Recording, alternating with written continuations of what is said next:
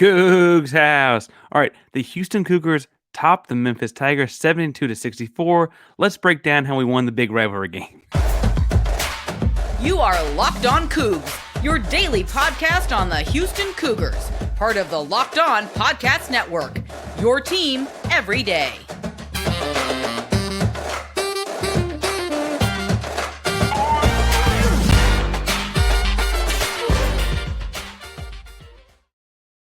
Welcome to Locked On Cougs Daily Podcast about your Houston Cougars. I'm your host, Houston-born teacher and coach Parker Ainsworth, here to break down all things Cougs. If you're a U of H fan or just a hater who came to stop by, please be sure to subscribe down below. That way you get the latest on the Cougs in your news feed each and every day. We appreciate you making Locked On Cougs your first listen of the day. Welcome back to the YouTube channel. It is good to see you again.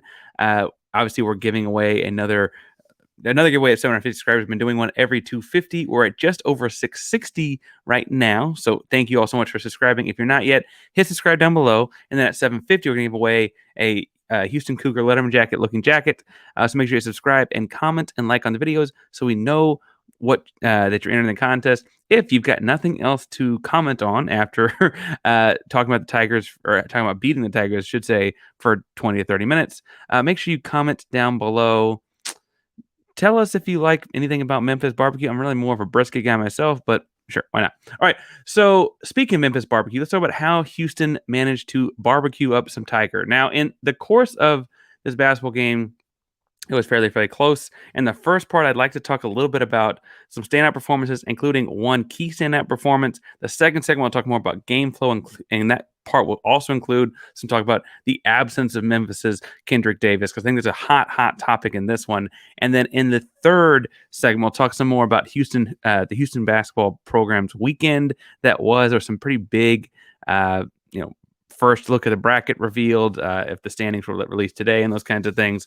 And then, frankly, by the time you're hearing this, the AP poll may be out, because it does come out typically sometime mid-morning on Monday.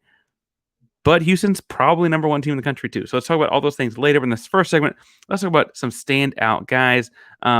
Obviously, on the Houston Cougar side, 2 20-point scores is fairly rare for this team. You usually have like one guy have 23 and one guy have 15. Those are the two highs.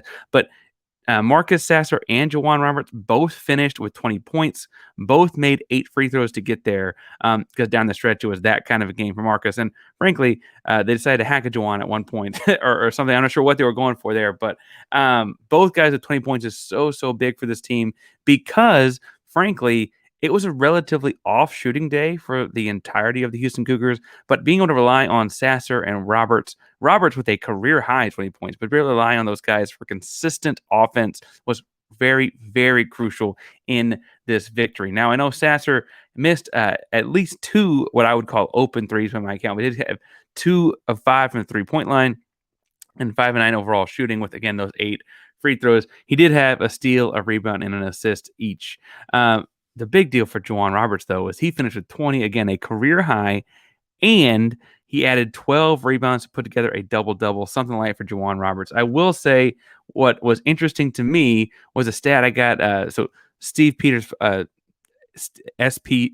Steve P, or S Peters Photos on Twitter, always throws me a couple fun stats during the game as they're going.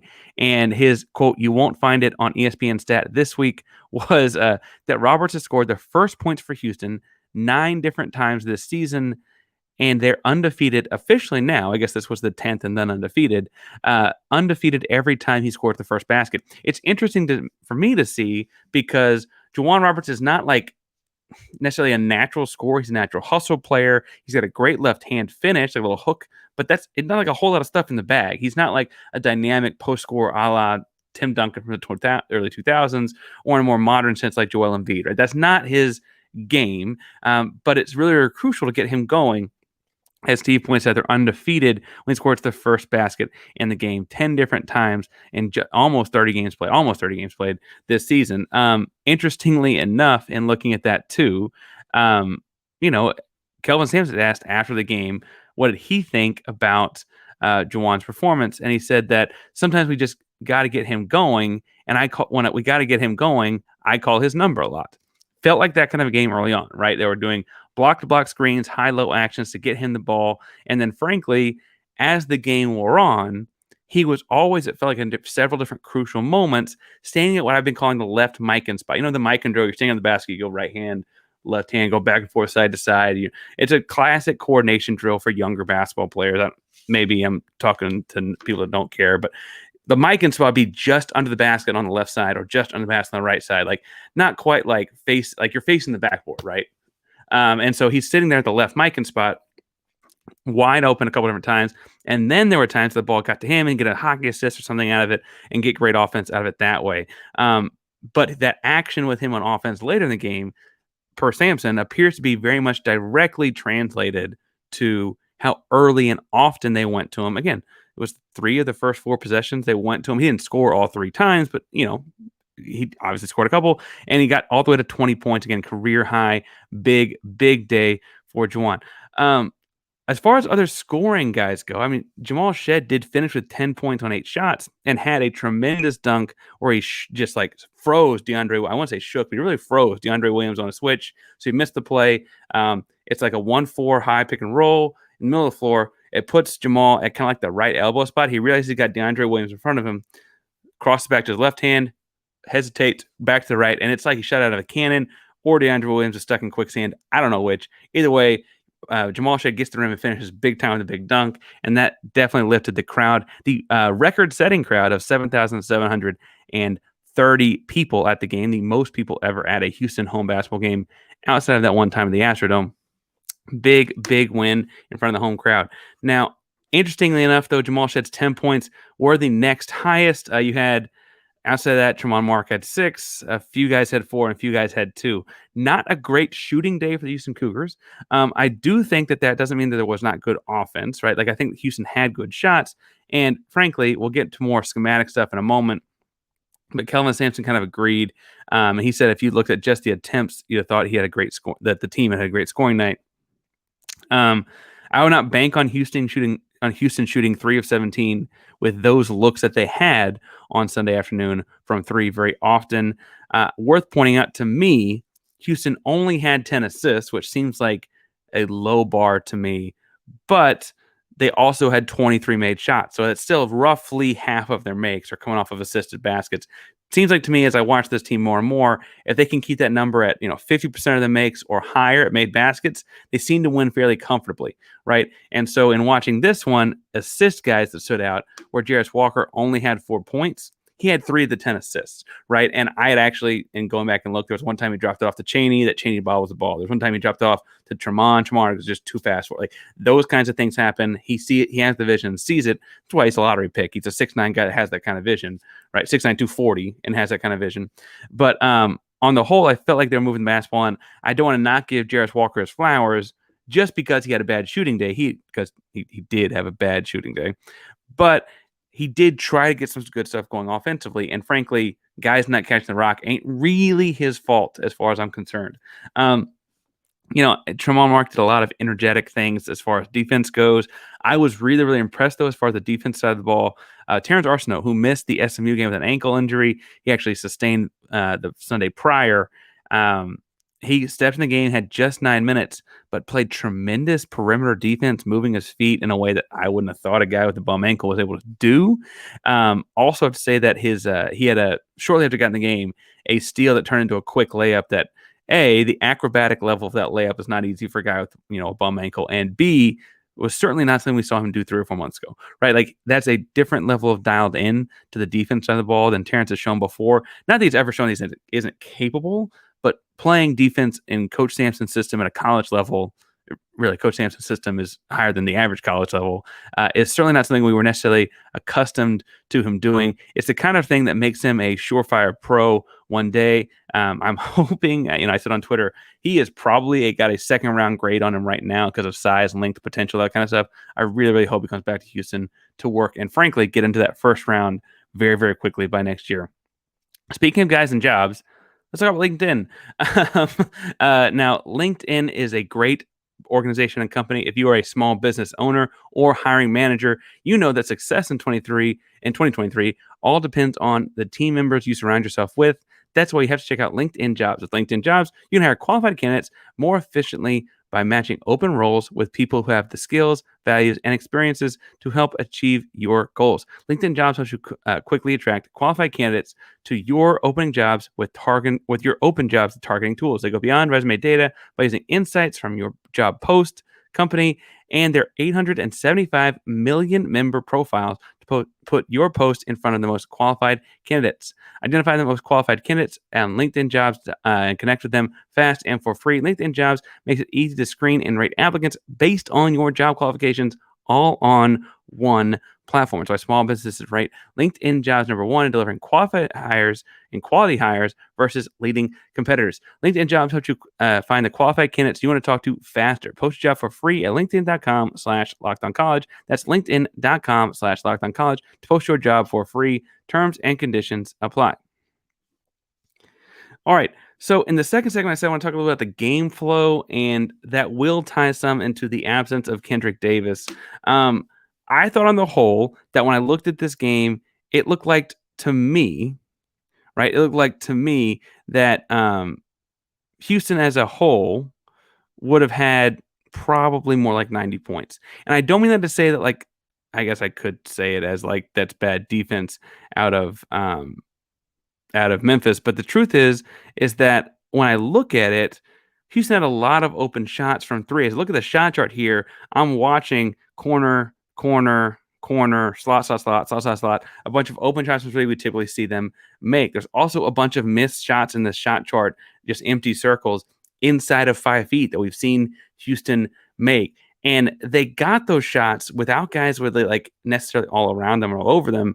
I mean, Houston, a team that thrives on drive and kick, had one corner three and only two other shots in the left slot. Like, this is a team that we've seen shoot, 7 of 8. That we've seen guys shoot like 7 or 8 from like 17, 18 shots from three before, especially when they're getting that kind of open shots that they're getting in the drive and kick against Memphis. Not a great shooting day, but a great offense day. And I think it's interesting to watch the difference as that goes. Kelvin Sampson did say, though, in the post game afterwards, it is not a beauty contest. They don't put an asterisk on any of these things. And I think that that's a fair point, that Houston did find a way to win. They scrapped. They got all 50-50 balls. The commentators on ESPN did, to their credit, sing Houston's praises in that aspect. They said at some point these 50-50 balls feel more like 70-30. And then the other guy said, actually, it might feel more like 90-10 at that point in the basketball game. Houston did manage to dial the ball on the floor a lot for those basketballs. And frankly, I'm losing my page there. And frankly, I feel like in watching that game, I'm almost more comfortable with the fact that, like, Houston doesn't have to hit all their jump shots. They continue to find new ways to win. And obviously we knew Houston, you and I knew Houston was a fairly defensive focused team. It's just they shot the ball so poorly that 45%, 17 from three. They did shoot better from the free throw line, so that helps some. That I'd be worried about it, but they forced Memphis into 18 turnovers, and 14 of those were in the first half when Houston was kind of blitzing what they were doing. Now, what was interesting to me was, in absence of Kendrick Davis, Memphis was trying to go to more stuff with Alex Lomax as a more perimeter ball type of guy. Elijah McCadden, their other guard, was kind of dominating the ball some. And frankly, to hit the kid's credit, Elijah McCadden did have a 20-point outing, right? Like, if you're going to try and replace that guy with Kendrick Davis when Kendrick Davis comes back theoretically in a couple weeks, that's fine. But I don't imagine Kendrick Davis has his 25 and McCadden has 20, because some of those shots were in the same kind of spots that Kendrick Davis will be having, right? And so, as far as like, there's Memphis fans all over Twitter like, oh, this isn't even that big a deal. Like, no, you lost a rivalry game, so like, you lost. You're still Memphis. But also, at the end of the day, the truth is that, like, Kendrick Davis wouldn't have a net impact of just adding his points per game to the score, right? That's not how this is going to work, because the stuff he does would have taken away from the stuff other people were doing, right? For instance, Memphis leaned really, really heavily on DeAndre Williams. Now, DeAndre Williams is 26 years old, and so you'd think he could shoulder the load some, but he had 18 points on 13 shots. And frankly, 13 shots was the most shots anyone on Memphis got. Now, Kendrick Davis probably cuts down some of the turnovers, although I'll get to more of that in a second. But truthfully, like leading the team in shots is not something DeAndre Williams gets to do very often, right? Kendrick Davis leads the team in shots nearly every night for the Memphis Tigers. And so redistributing those some doesn't just like add to it, right? And so that takes me to this idea of Memphis and like Kendrick Davis and the turnover problem, because obviously he absolutely would have made a difference in the turnover department. They probably wouldn't have had 18. When you pull up like the Kendrick Davis game logs from this season, it's not like he has no turnovers on the season, right? Like he has what is this game? Tulane, he had 7 turnovers. Tulsa, he had 6 turnovers. VCU and Seton Hall and Auburn and East Carolina, he had 5 turnovers in each of those, right? Like he's a guy that will also turn the ball over. And so again, I don't feel comfortable saying plug and play. Yes, we like the kid. He's from Houston originally and all those kinds of things, whatever. But just feeling like we can assume that we're going to add his 21 points per game to this and be fine, I don't think is fair either. It was a sloppy game. It was always going to be a sloppy game because it was Houston versus Memphis. And I'd imagine March 5th is also a sloppy game. You can't just assume otherwise. If I look at other aspects of the flow of the game outside of Kendrick Davis's absence, I was intrigued as to what they were going to do. The clear replacement was trying to have McCadden and Lomax fill in the shoes some. When that didn't work, they ended up finding DeAndre Williams for some hustle plays. And, he went 2 for 2 from 3. He's a 36 point something % shooter on the season. He usually is only getting 2 attempts per game. So like the odds that he hits both of his threes are fairly low when he hit both or, whatever. On the whole in the game flow, though, the funny thing is when you watch, if you look at like the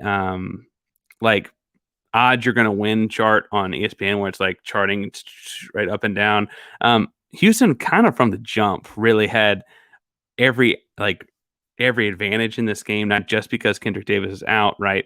But because they had the home crowd, they had the energy, and they opened up the game with a couple of big dunks. And frankly, again, had they shot the ball well, this could have been one of those. It might not have been 24-2 like SMU was at home a few weeks ago, but I do feel like it could have been one of those games like 25-8 really, really quickly, and it was not. And so, Houston managed to like stay the course, stay focused, made their free throws down the stretch in kind of a crucial time. Frankly, also avoided their own foul trouble. I really liked one 4-guard lineup Houston went to, where they went to Tremont Mark at the 4 because some of the other bigs had foul trouble in the second half. And so Tremont Mark makes up for his lack of height at the power forward position with just long arms and super, super springy leg explosion and effort, right? And it's always really, really fun to watch. And so watching all this play out was fun for me, and watching Houston, obviously it's fun to watch Houston beat Memphis. I guess I should, probably make that part obvious. But it was interesting to me because Houston's going to continue to win in different ways. And I would have been concerned about this way versus Memphis because Houston scored just 72 points, right?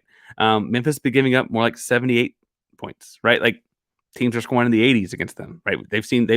Memphis has lost games in the 90s, right? Like this has been that kind of a year for Memphis. And so I'd have been worried about Houston only scoring 72 points against a Kendrick Davis-less Memphis.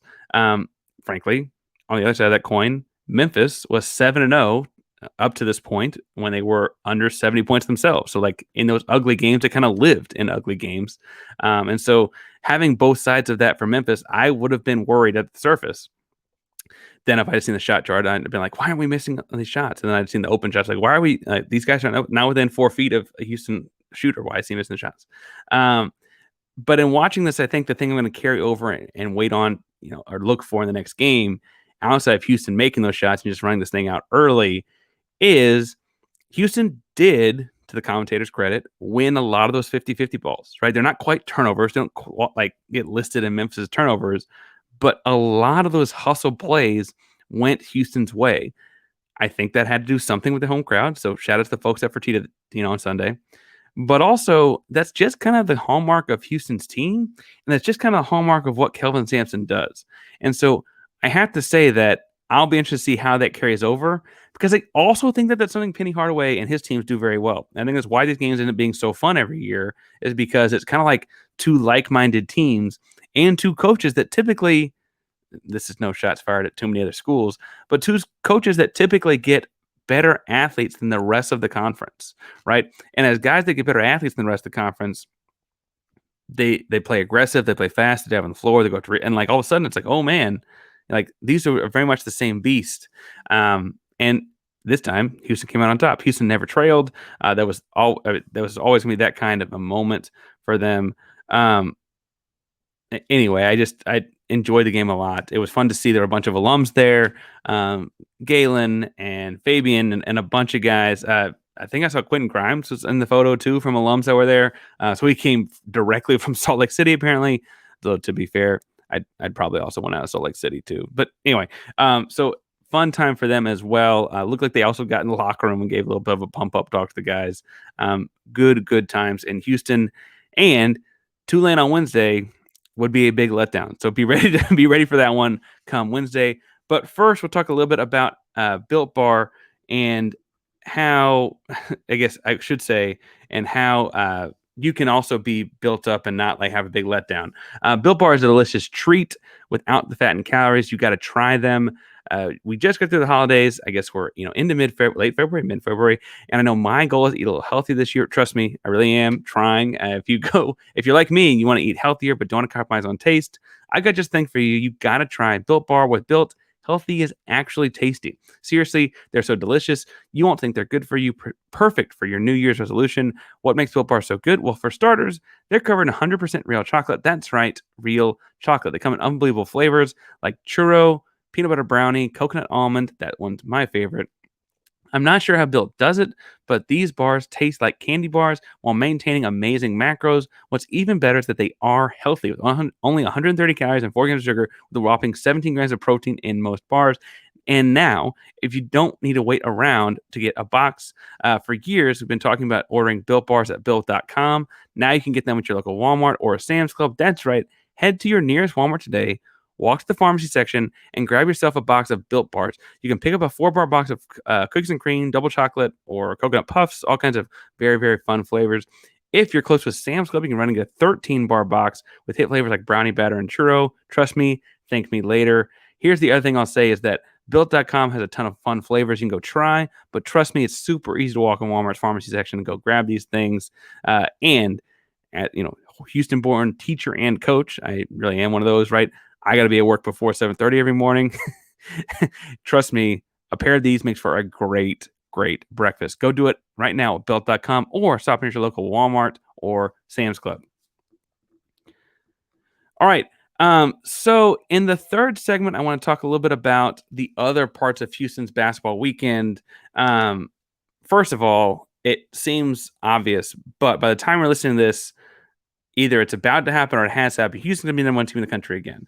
Alabama lost. Tennessee continues to lose. Purdue continues to lose.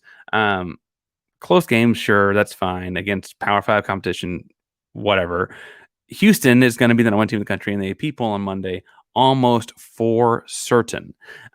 With that said, Kelvin Sampson's always reiterated this is a rental, right? This is like not something to get like too attached to. And the goal is to be the number one team in April, right? And so I think that's really easy to say, but man, oh man, as a fan, is it fun to have. Now, Houston's going to get a lot of flack on all your message boards and Twitter spheres. And frankly, there will probably even be national pundits taking their pot shots at Houston because Houston will be the number one team in the country and have just beaten Memphis, last 4 team in on the bubble team, whatever, without their best player. And people say that that's not good enough. Now, I think that's bogus, but I also think that when people say that, they're not watching Houston. Houston's number one team in the country because of their defense, and that's going to be the way it is probably in the entirety of the Kelvin Sampson run, although, adding guys like Jarace help your offense every couple of years too.